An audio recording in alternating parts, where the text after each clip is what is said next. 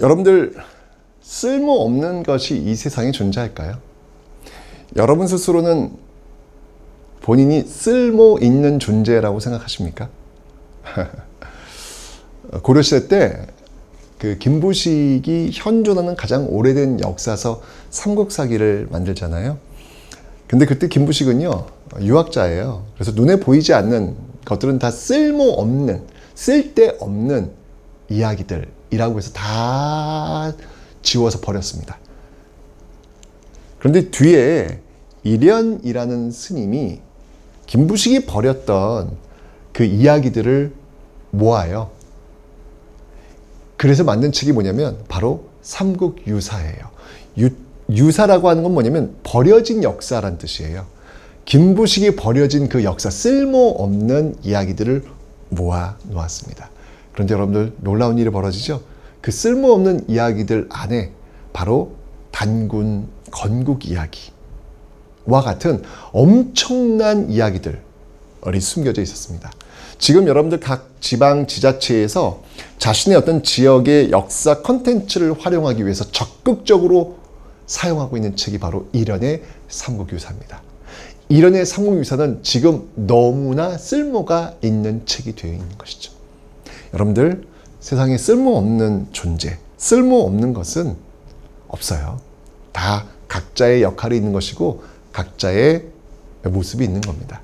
그런 것들을 인정하면서 우리 사회는 움직이고 있는 거예요. 지금 이 강의를 보고 있는 여러분들 역시 마찬가지로 쓸모있는 존재입니다.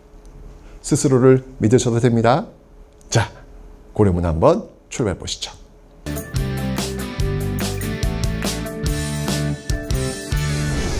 자, 고려는요, 이렇게 고려 전기, 고려 후기, 늘 1170년이 기준이다라고 설명드렸는데요. 일단 고려 전기의 유학을 좀 보시면요, 이렇게 관학, 이제 국가가 주도하는 그런 학문이라는 얘기죠. 그래서 대학교는 국자감이 있습니다. 자, 이렇게 나왔으니까 우리가 정리를 또 한번 해볼게요. 고구려의 대학교, 소수림왕 때 태학, 통일신라 대학교, 신문왕 때 국학, 발해는 주자감, 그리고 고려는 국자감, 그리고 조선은 성균관. 국가, 대학은 여러분들 기억을 좀 해 놓으셔야 됩니다. 그리고 여러분들 지방에는요, 향교가 있어요. 향교. 이 향교가 있는 마을을 교동, 교촌, 교리, 이런 식으로 부르는 거예요. 그러니까 여러분들, 어디 갔는데 교동이야. 여기가 교동이야? 그럼 뭐 여기 짬뽕 있는데요? 어딜 갔는데 교촌이야. 여기 뭐 치킨 있는데요? 그러면 안 돼요. 전국의 교동, 교촌은 널려 있습니다. 향교는 그 지방에 곳곳에 학교를 설치했거든요. 국가가. 그것을 우리는 교동, 교촌, 교리 이렇게 불렀던 겁니다. 자, 그런데 중요한 건 뭐냐면 고려시대 때는요, 이렇게 국가 주도의 그 교육 말고요, 사립학교가 훨씬 더 인기가 많았어요. 사립학교. 사학 12도, 12개의 학교가 있는데요. 도는 이제 무리도자예요. 12개의 그 무리들이 모여있는 학교라는 뜻인데, 여기가 훨씬 더 인기가 많았습니다. 그래서 뭐 이제 이걸 좀 이제 보완하기 위해서 이제 뭐 여기 뭐 장학금, 뭐 양현고, 뭐 또 전문 칠제, 뭐 이런 어떤 그 모습들 보이고는 있지만 역부족이었죠.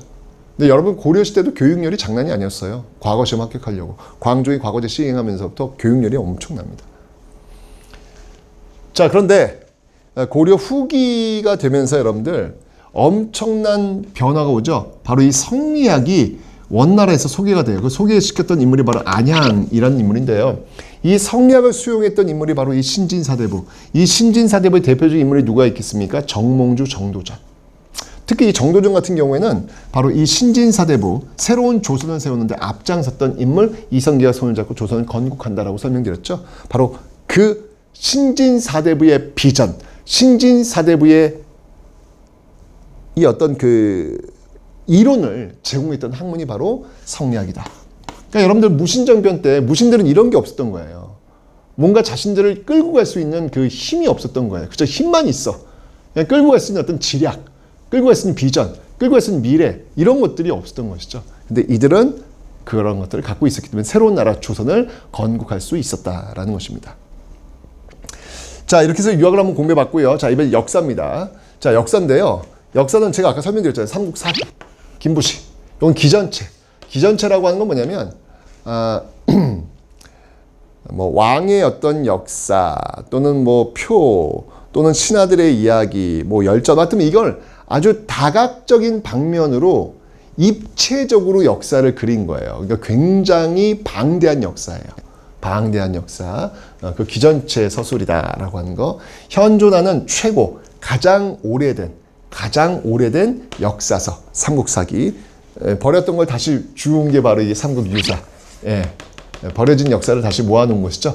이련의 그래서 단군의 건국. 왜냐면 여기 단군의 건국 이야기는 곰이 여자가 됐잖아요. 김부숙 뭔 소리야? 이게 말도 안 되는 거죠. 버려버린 거예요. 근데 그런 것들을 지금 모아놔가지고 바로 이 이련의 삼국유사는 더욱더 이야기가 풍부해지고 있다라는 거 기억하시면 되겠습니다. 자, 다음에 이제 불교입니다. 자, 불교인데요. 불교에서는요, 고려 전기에 대각국사 의천을 기억하셔야 됩니다. 이게 고려는 불교의 나라예요. 의천은 왕의 아들입니다. 왕자의 왕자. 그러니까 이게 왕자가 이렇게 승려가 될 정도니까 얼마나 고려가 불교를 중시 여겼는지를 여러분들이 아실 겁니다. 의천은요, 여러분들 해동 천태종을 열게 되는데요.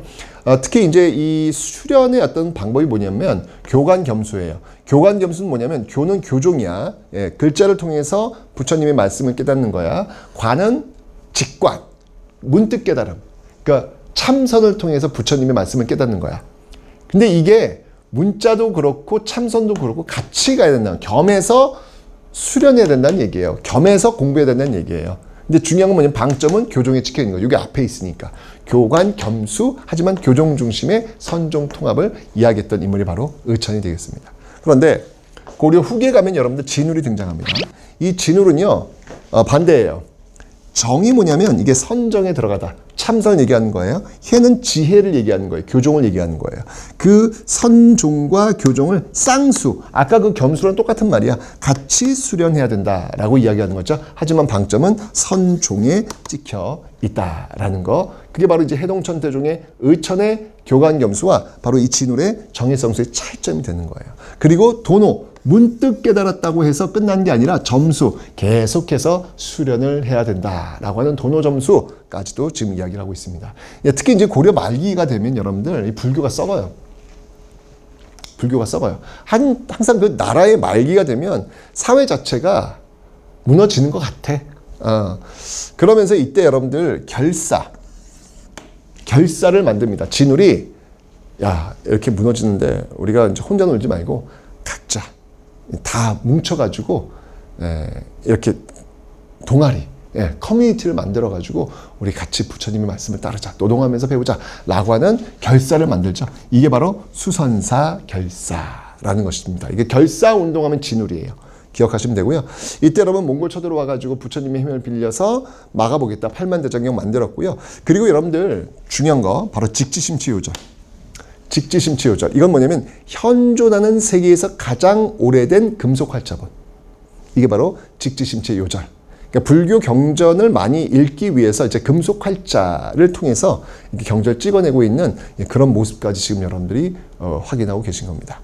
이만큼 고려는 불교가 많이 발전했지만 막판 가면서 좀 이렇게 좀 안 좋은 모습을 보이게 된 것이고 결국 신진사대부, 성리학을 수용한 신진사대부에게 공공의 적으로 찍히게 되면서 조선이 건국되면서 불교를 완전 탄압하는 그런 모습으로 나아가게 되는 겁니다.